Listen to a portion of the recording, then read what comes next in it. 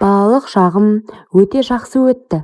Әлі күнге дейін сол бақытты сәттерді сағынышпен еске аламын. Әкем мен анам мені ешкімнен кем қылмай өсірді. Қолымнан келгенше барын беріп, еш нәрсеге мұқтаж қылмады. Олар кәсіппен айналысты. Еңбектен шаршамайтын, қайсар жандар еді. Сол еңбектің нәтижесі болса керек, мелде молшылықта өстім. Не ішем, не жеймін деп бас қатырған күнім болмапты.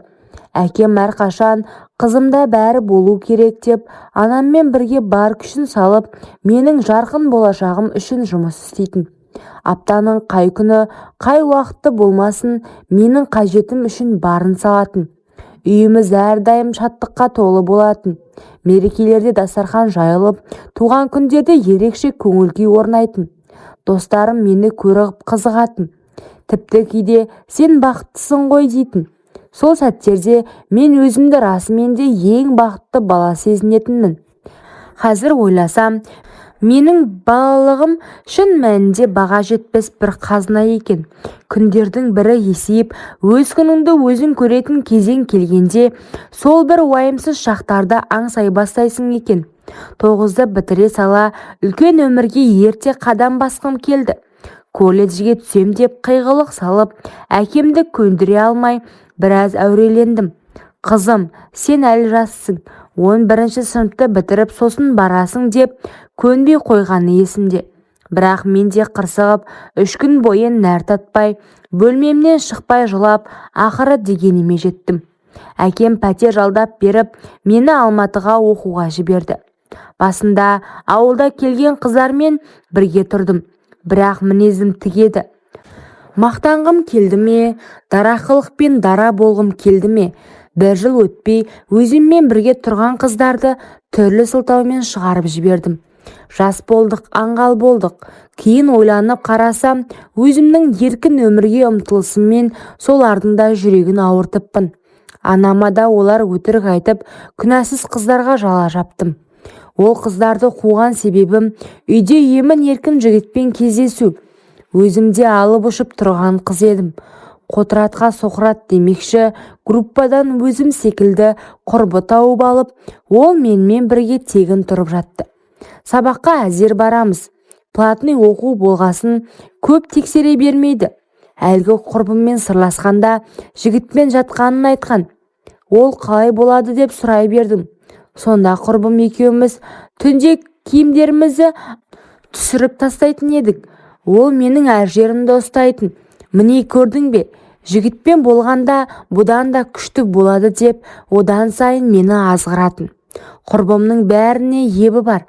Кәдімгі жігіт секілді. Нәпсіге құмарлықты алғаш рет үйретті. Содан жігітпен жүру басталды. Кездескен жігітпен жүре салдым. Түрі маңызды болған жоқ. Тек бірге болып асықтым. Кездесуге шыққанда көбелек секілді киім кидім. Ол жігіт әр жерімді ұстаса қарсы болмай, пәтеріме әкеліп өз дегеніме жеттім де қатты өкіндім. Ешқандай қызық болмады. Ол жігіт өзі жасап шығарғанға мәз. Ал менікі қатты ауырды. Ешқандай романтика болмады. Құрбыма өтірік айттың деп ренжідім. Сөйтсем, оның қызығы алда екен. Құрбым бала көтермейтін затты ішуді үйретті. Иә, еркекпен болудың қызығы алда екен. Уақыт өте келе нағыз жаман әйелге айналдым. Ақша үшін емес, құмарлық тәнімді биледі. Еркексіз бір түнді өткізе алмайтындай күйге түстім. Үнемі өз пәтерімен неше түрлі еркектерді шақырып, ыңғайсыз дыбыстар шығарып, көршілердің мазасын алатын болдым. Бір күні пәтер иесі келіп қуып шықты. Қайда барарымды білмей далада қалдым. Оқудан да шығып қалғаным бар. Түнімен әр нәрсенің қызығымен таңертең ояну мүмкін емес еді. Жылап еңіреп бір оқиғаны ойдан құрап үйіме келдім. Анама жылап отырып бүліндім дедім. Танымайтын біреу қорлап кетті деп жыладым. Байғұс анам соған сеніп мені жұбатты. Қайдан білсін, шын мәнінде нәпсісін тие алмаған сорлы екенімді. Анам жағдайымды естіп үнсіз жылап алды. Сол күннен бастап мені тезірек тұрмысқа беруге асықты. Елдің үйленбей жүріп қалған, жалғыз жүрген балаларына іздеу салып, жеңгелерімді ортаға салды. Мен сияқты әппақ, мүсілім тартымды, бетімнен нұры тамған қыздан бәрі дәмелі.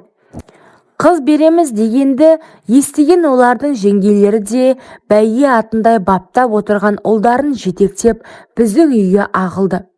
Бір-екеуімен кездестім. Жүзі суық, сөзі жайсыз. Көңілімнен шықпады. Жан дүнием қабылдамады. Анам болса ше деп шырылдайды. Енді келген жігіттің етегінен ұстап, тезірек тұрмысқа шығып кет деп, көзі жасаурап, даусы қалтырап, жаны шығып барады. Жүкті болып іші шығып кетеді деп қорқып жүр ғой. Анамның жанарындағы үрей мен үміт араласқан көзқарасы менің жүрегімді тіліп өтті. Шешім қабылдауға асығуым керек еді, бірақ жүрекке әмір жүре ме? Көп замай тағы бір жігітпен кездестім.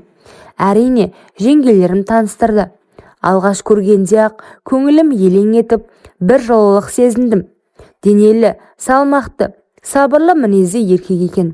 Менен 14 жасқа үлкен. Ол жетім. Дегенмен өз еңбегімен жинаған баспанасы бар. Мектепте дене шынықтыру пәнінен сабақ береді. Ол жігітте мені көре сала, көзімен іліп алып үнсіз қадала қарады. Сол сәтте-ақ ұнатып қалғаны сезілді. Бұрын соңды үйленбеген, тіпті бір кездері көзі түскен арудың қолын сұрап барғанда, қыздың ата-анасы жетімсің деп бетіне айтып, қыздарым беруден бас тартыпты. Сол ауыр сөз жүрегіне сызат түсіріп, содан бері қайтып ешкімге баруға батылы жетпей, жалғыздықты серік етіп жүріпті. Ал менімен таныстыруға жеңгелері әрең көндірген екен. Бұл жолы әке-шешесі келісіп отыр. Бар, танысып көр деген соң үміттеніп келген көрінеді.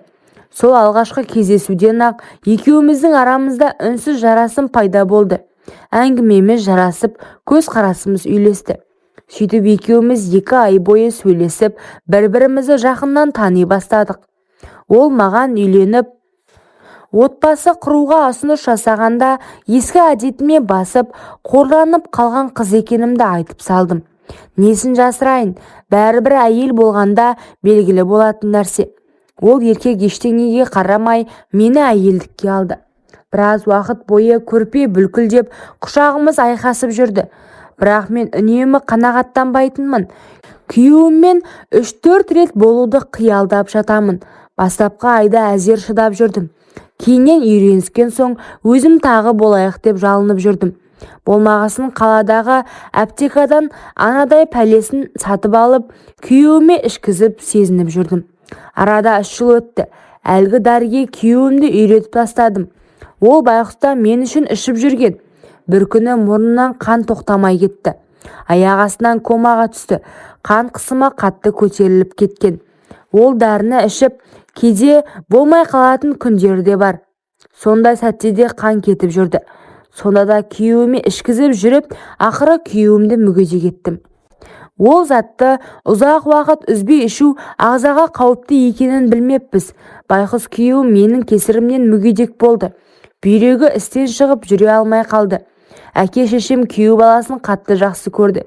Біраз емге қаражат тауып көмектесіп келеді. Мен де күтіп қарап жүрмін. Арасында нәпсіме ие болмай, таксиде бір еркекпен болып қойдым. Енді сол еркекке қатты көңілім кетіп жүр. Тек күйеуімді тастай алмаймын. Туған әке-шешем қарсы. Әйтпегенде әлде қашан ажырасып кетер едім. Өкінем, бірақ өмір осындай екен. Мүгедек байымды қашанға күтіп жүремін деп өзімді ақтап аламын. Жасым ұлғайса да, нәпсі құмарлықты жеңе алмай шаршадым. Өз ісімнің дұрыс емес екенін білсем де, еркекпен жатқым келіп тұрады.